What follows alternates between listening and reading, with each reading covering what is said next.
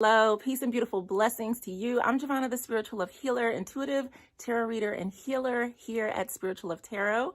And today I am blessing all of the Taureans out there with a beautiful Zodiac birthday reading to kind of look at this year of life for you and what that may entail. So I will be using my This Might Hurt tarot deck. And I think that's it because that's all I got with me. So I've been working with this deck quite a bit as I've been just kind of studying tarot and reconnecting to the cards. My hair is doing something weird. So I'm just going to go ahead and tune into the collective Taurus energy for this season and see what messages the cards have in store for you.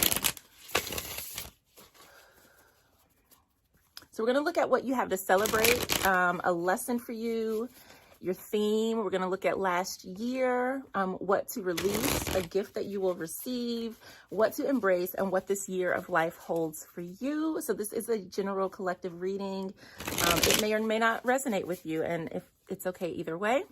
I do offer personal readings, so if you would like a reading, you can head over to spirituallovetarot.com. The link is also in the description. So let's see what Taurus has to celebrate. A lot. Your lesson, your theme. Last year might have been a challenging year.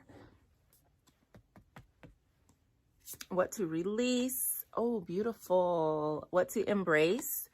And what this year holds for you. Okay, so let's get into your reading. Oh no, did I mess my cards up? I did. It's all good. Okay, so what you have to celebrate, we have the World card, and this is absolutely beautiful because it's a celebration of everything, all that you have achieved, everything that you've endured, all that you have accomplished. You're celebrating a new cycle in life, a new season, a new cycle, a new beginning.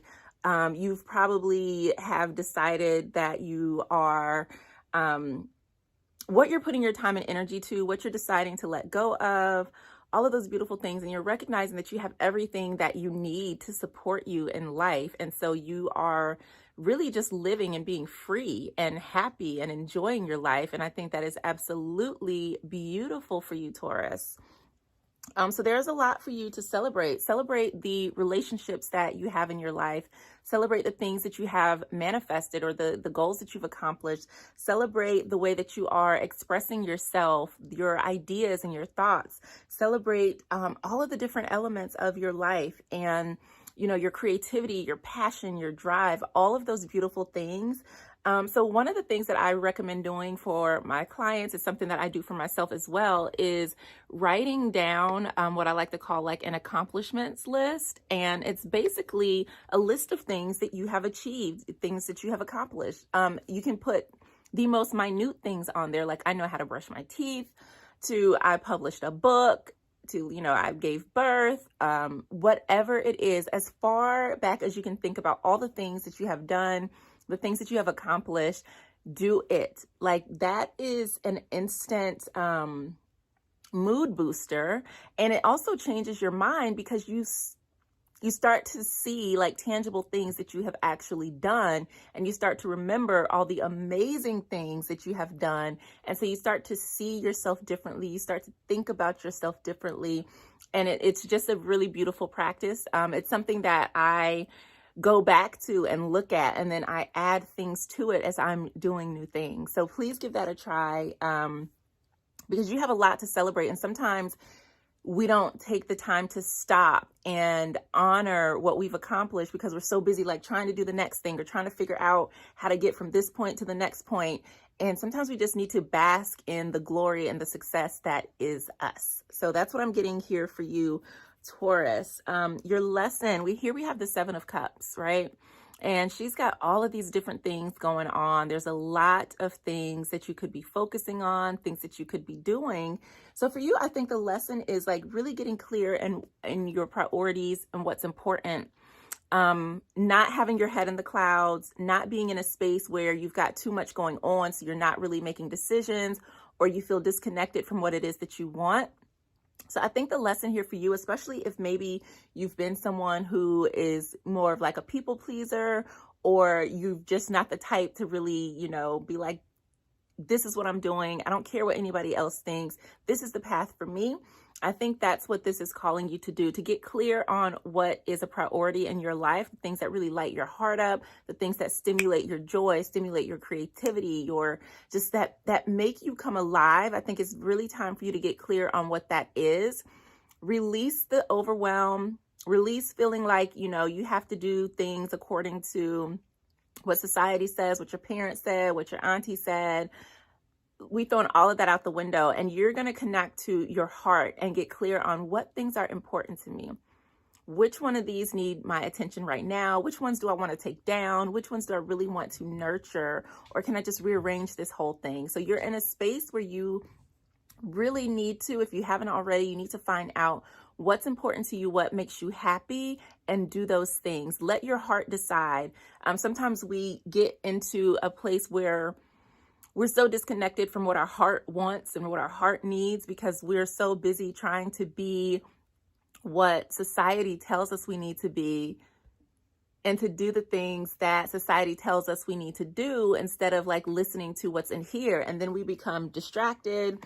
We become disillusioned, thinking, okay, I want all these shiny things over here, when really all you wanted was like, you know, something fun and comfortable to do for yourself. So your theme here, we have the Four of Pentacles, security, groundedness, stability, really protecting what it is that matters to you. And I think that this is really beautiful. But it's also a reminder too, like when I see this card, sometimes it's a reminder not to get too comfortable. Or not to settle because you think, okay, like this is all I can hold, but there's so much more available to you, and you're able to, you know, take on a limitless amount of things, right? Limitless abundance, limitless potential. You can do so much more than what you're capable of. Just make sure that you're not settling. Or if you get to a place where you feel like you have to cling to things, you're afraid to like step outside of your comfort zone. You're afraid to invest in yourself, or you're afraid to like take a risk because you don't want to lose what you have now. Just be mindful of that. I'm not saying go and blow all of your time or your money or your resources, but I am saying that you want to be mindful that you're not clinging so tightly to things that you're not really able to flow or to experience ease, growth, and expansion. Okay.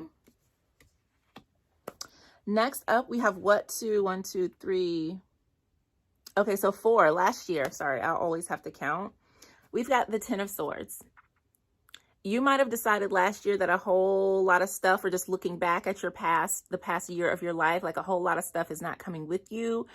There were some things that you really needed to let go of and, you know, really clear things out so that you can see the silver lining in the cloud, so that you can look forward to brighter days ahead. So you can see like this storm here is clearing out, but there's nothing else that can be done here.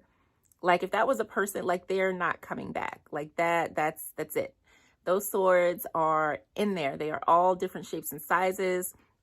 And so you may have endured a lot. You may even feel like someone did stab you in the back, or something that you tried did not work out. And it felt like it was just going to be the end of you. It felt like things were never, ever going to look up and move forward. But with this, right, this is telling you that, honey, you made it.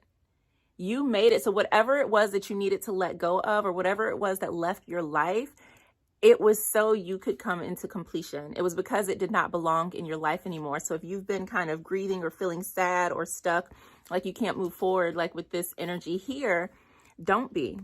Because sometimes things need to be removed from your path in order for you to grow. And the beautiful thing is that what to release is the sun.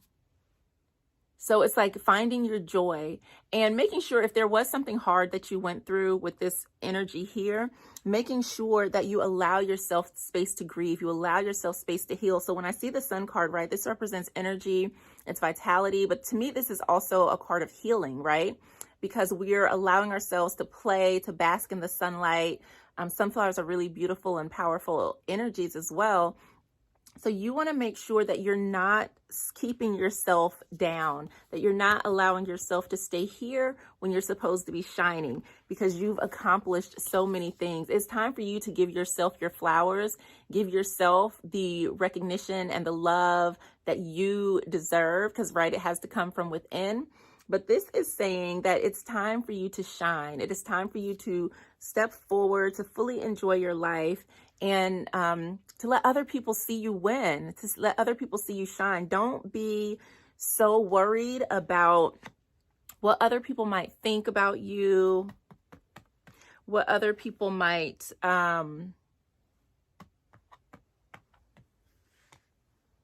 did I do that?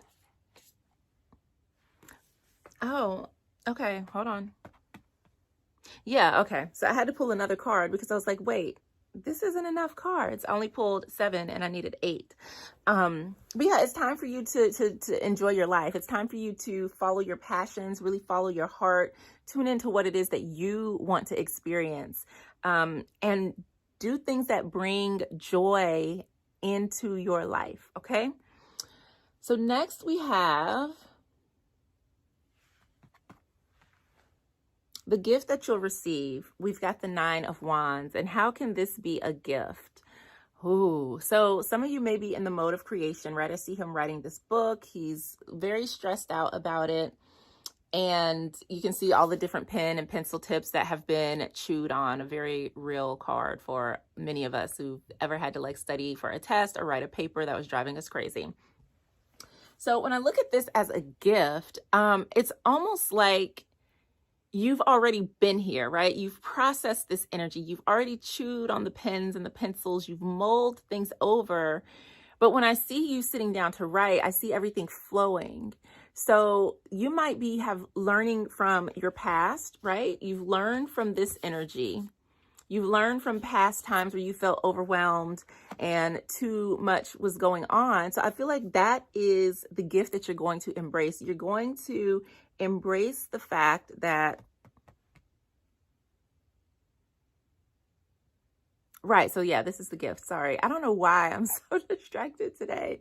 But it's like you're going to have focus, and everything is going to be able to flow because you were able to learn from your past lessons, which is why you've come into this energy of the World card, of like really being at a space of things coming full circle, right? Everything coming into completion, you kind of leveling up in life. So when you sit down for whatever creative project, whatever opportunities, everything is going to flow. You don't have to be in an energy of stress, because you are coming forward with a lot more wisdom and experience than you had before. So I think what this is saying is that, you know, the gift that you're going to receive is blessings from your past. You're going to know how to structure things, how to plan things in a way that it's not going to stress you out. You're not going to have to spend, you know, hours up late at night trying to figure things out. I feel like everything is going to flow, especially with the World and the Sun card here. So just be mindful anytime you start to feel stressed and overwhelmed. Look at what you've already done. Look at what you've already accomplished. And again, having that accomplishment list, like you can go back and look and be like, oh yeah, like I do have this skill set. This is absolutely something I can rely on. So just be mindful of that. So card number 7, what to embrace. We have the 2 of Cups. Beautiful love, partnership, friendships, collaborations, working with people. What is so funny is that I think in every Zodiac birthday reading that I have done this year, there has been some element of love or embracing others in the cards. And I think that's very symbolic of the fact that, you know, for many of us, we've been on lockdowns, we've, you know, been social distancing. A lot of things were virtual, and now we're starting to see things start to open up more again, depending on where you are in the world. And so many of us are starving for connection. We are craving physical connection. And I don't mean intimately, but just being in the presence of others. So what you want to really embrace is love, love for yourself, love for others. You want to work with people as much as possible. Really start connecting with other people, letting people know that you care, and also letting others show you love in return too. So I think that's very beautiful. What the year holds for you, we have the Tower card. And I like this. So when I'm looking at this 10 of Swords and the 9 of Wands, and we've got the World and the Sun, and then we have the Tower, I don't feel that this is necessarily cause for alarm. I think that this is going to be the year that you are what is the word? Not like reinforcing your foundations. You're really making sure that anything that is taking away from you feeling whole and complete, anything that is dimming your light, anything that is blocking love and abundance, anything that's bringing in confusion, anything that makes you feel unstable, you're like, you gotta go. Goodbye. And you are just clearing things out. I think it's going to be very important for you to pay attention to your emotions, again, how you feel coming from the heart, because that's going to be a big indicator of whether or not something is in alignment for you. So when I look at, again, the Seven of Cups and Four of Pentacles, is almost the feeling of like being disconnected, not really knowing what path to take, not really knowing, what to work on, what to bring into your life. And I think all of that is going to change for you. You're going to have a lot of clarity. You're going to really be able to stand in your power. And your power is you being able to stand up for the things that you want, you being absolute clear of how you want to spend your time, your energy, the types of relationships you want to have, the types of experiences and things like that you want to have in your life. So ultimately you get to decide.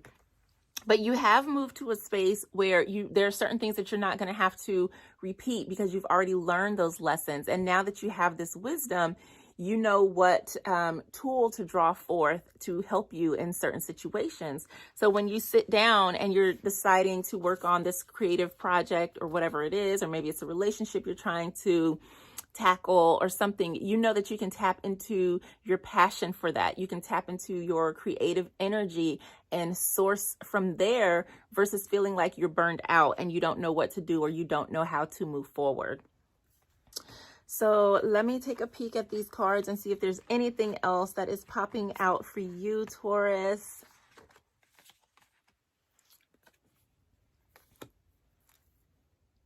And I don't think there is, but the main thing that I'm seeing is that it's really important for you to do what brings you joy. Stop holding yourself back or seeing things through the lens of other people. You have to come from your heart and do what's in alignment for you. And so when I'm looking at this Two of Cups, I really feel like this is also a lot of self-love. This is almost like your higher self maybe cradling yourself, or a spirit guide cradling you. So know that you're not alone, that you do have support, but most importantly, in order for you to continue to move forward from these energies, you definitely need to pour the love on yourself and make sure that the things that you're creating, or don't want to say systems, or the support that you have, right? That the way that you're conducting yourself and your life, you want to make sure that you're creating them from a space of love that is going to allow you space to take care of yourself, space to nurture yourself, space to luxuriate, space to be, space to really witness and support yourself. So I do hope that makes sense. I would love to know, what are you doing for your birthday, and what part of this reading really resonates the most with you? Again, happy birthday to all the beautiful Taurians out there. I hope you have a beautiful year ahead, and I will see you next time.